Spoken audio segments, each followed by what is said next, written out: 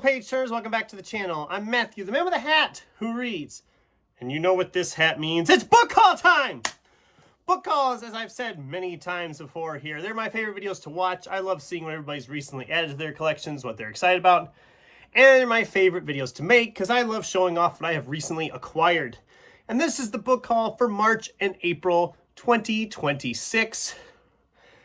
We have 24 physical books here, plus 2 ebooks. But no, I have not hit the 1,000 yet, so don't worry about it. It's okay. It's okay. I always love doing these. I always say I have something for everybody in these book hauls, and I don't think this is any different this time around. There's multiple genres of things here, and some really great finds that I came across. So let's not waste any more time. Let's dive on in. So starting with the ebooks, we have 100 Billion Ghosts by D.M. Sinclair. I'll throw an image over here somewhere for those two. I had heard about this book on Goodreads. It sounded fun, and when I found it for 99 cents on Amazon, I'm like, yeah, I'll pick that up for that. But then I also found Robert McCammon's The Wolf's Hour. I've been wanting to read this book for a while, but I've never been able to find it very much. And when I have found it, a mass market paperback used copy was running anywhere from $30 to $40. And I think it's closer to $60 on Amazon if you get a used paperback copy. Because it's just, apparently it's not that easy to find it around here. I don't know. So when I found that for $1.99, I was like, yes, please. I will gladly do that. I'm not paying $40 for a used mass market paperback, but I'll pay $2 for an ebook of the same exact story. So I'm excited to dive into those both at some point. Robert McCammon's going to make a few more appearances in this book haul. Let's start with some old ones that I probably won't read specifically. They'll probably just be more collectible. They've been going through my grandma's house, getting everything ready for an auction since she passed away back in December. And they came across a bunch of old books. So obviously I had to pick up Poe's poems. I did not know she really read Poe. It's very old, yellowed pages. And it's actually falling apart. But I couldn't pass up a Poe book, obviously. I could not pass up that. This one is House of the Seven Gables by Hawthorne. And yeah, it's just a little book. This was my great-grandmother's, from the names I've found in it. So that's kind of fun and cool, but I've never read House of the Seven Gables, and I don't know that it's one I would normally have picked up. So I don't know that I'll read it now either, but it's a nice little collectible type thing. And then this one I know I'm not going to be able to read, but this is literally just Bible stories in German. I mean, I can't read German, but it goes back into the family history of ways. So this would be from my great-grandfather, who I never met either. So this is, like I said, these are ones I'm probably not going to read, but they're ones I'm going to just keep as collectible keepsakes, memories, whatever you want to call it. So those are the first ones, and those are not technically going in the physical TBR. The rest of these, on the other hand, are going in the physical TBR because, you know, that's what you're here for. So in late March, I made my one of my annual half-price book runs. I came out of there with 8 books, and we're going to talk about all of them right now here, starting with another Robert McCammon. This is Gone South. Yes, I'm all of a sudden picking up a lot of Robert McCammon because I read Boy's Life last year. I just absolutely loved it, and it almost was my book of the year, so I'm thinking I need to read more by him. So if I'm finding them for decent prices, I'm picking up. This was like $4. I haven't heard much talk about this one. I've heard talk about some of these other ones out there. A lot of people talk about Swan Song and Matthew Corbett. Is that the series? Cliff would know. Cliff would know if that's the name of the series. I can't remember that's the name of the series. I think that's what it's called. He's read a lot of them. I don't know if he's read Gone South either. Maybe he has. I don't know. Then we have John Connolly's Every Dead Thing. This is the first in his Charlie Parker series. I have not read a bad John Connolly book yet. I've read 2 by him already. I have another one in my stacks to read. But both of those were very different, and this is a completely different one too. So I'm hoping that it kind of continues this trend. He's an author I've really enjoyed so far, and I don't think that's going to change here. But we'll see. I want to try more of this stuff. Matter of fact, a lot of these ones, outside of John Connolly and Robert McCammon, and then this next one, well, I'll just do that one first before we talk about these other ones. But this is Richard Kadri's The Pale House Devil. This is a novella. I mean, they're paranormal mercenaries, one living, one undead. One of them kills the undead, the other kills the living. I'm just like, I'm intrigued. And like I said, I just finished rereading Sandman Slim. I love Richard Kadri stuff. This will be a nice, quick read at some point. The Mountain in the Sea by Ray Naylor. This is my first full-length Ray Naylor. I read The Tusks Between Extinction, I think is what it's called. It's not going to list it in here, is it? No, of course not. Why would it? But I really liked that novella, so I'm guessing I'm going to like this one too.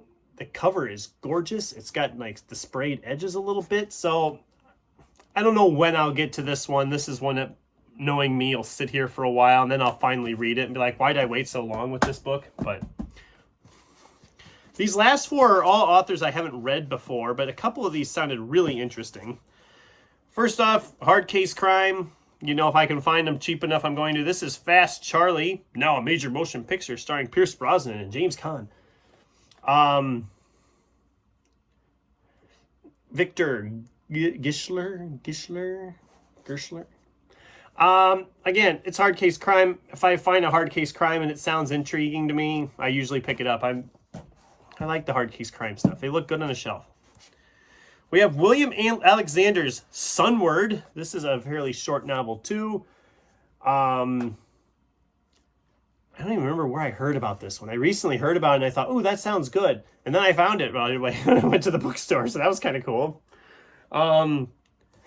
This one was, I think, $7.99. It's probably the most expensive one I bought. Some of these were $7 or $8.99. This one was $7.99. But I'm all for more sci-fi. I was going through stuff and realized I haven't read a ton of sci-fi, so I really need to read more. That'll probably be a good one for maybe Sci-Fi September, you know, because I have nothing else to read. Karsten Hen's The Door-to-Door Bookstore. I love books about books. What can I say? I love the idea of this just like bookstore delivery type deal. It sounded really good. It's not terribly long. I don't know when I will read it, but I will read it at some point. But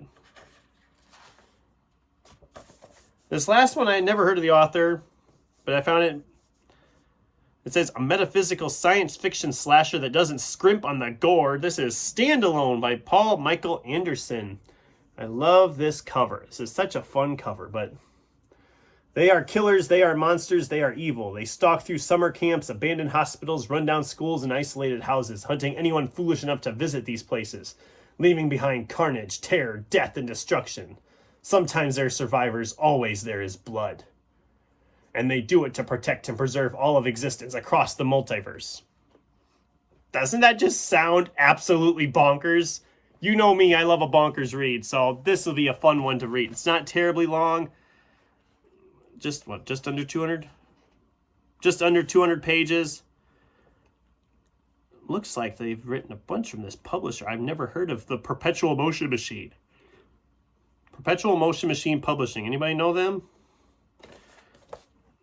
I don't know. But it'll be a fun one when I get to it. We went to the thrift store while we were in town. I found a couple there as well. William Kent Kruger's This Tender Land. I just talked about this book in my last video, so I'm not going to go too much into it. This was my first foray into William Kent Kruger, and I had a blast with it. It was a 5-star read. Definitely check out his stuff. I also found this hardcover edition that looks almost brand new of Dan Brown's The Secret of Secrets. This was like $4.50, guys. And look at this. It's hardcover. It looks pristine. Even if I don't like the book, taking it back to the half-price bookstore, I should get a nice chunk of change back from it. because it like I said, it looks like it has barely been opened. It looks, the pages are crisp and clean. There's not a mark on them. I've recently reread Angels and Demons and Da Vinci Code, and I'm going to be rereading Lost Symbol, because that's the last one I actually had from the series. I remember not liking Inferno and Origin as much, so after I finish Lost Symbol, I'll probably pick up this one at some point, which will probably be about July. I want to get it read sooner rather than later. I placed an order from Amazon, got a couple of physical books. This one I heard about on Facebook. Somebody talked about Will Dean's The Chamber. Essentially it's And Then There Were None on a Submarine. So a murder mystery on a submarine. I'm intrigued by that. I've heard it's actually really good from this person who was recommending it. So I thought, you know what? I'm going to give it a shot. I don't know when I'll get to this, but it sounded fun. Then I picked up Robert Rapinoe's Malefactor. This is the final novel in his War with No Name trilogy.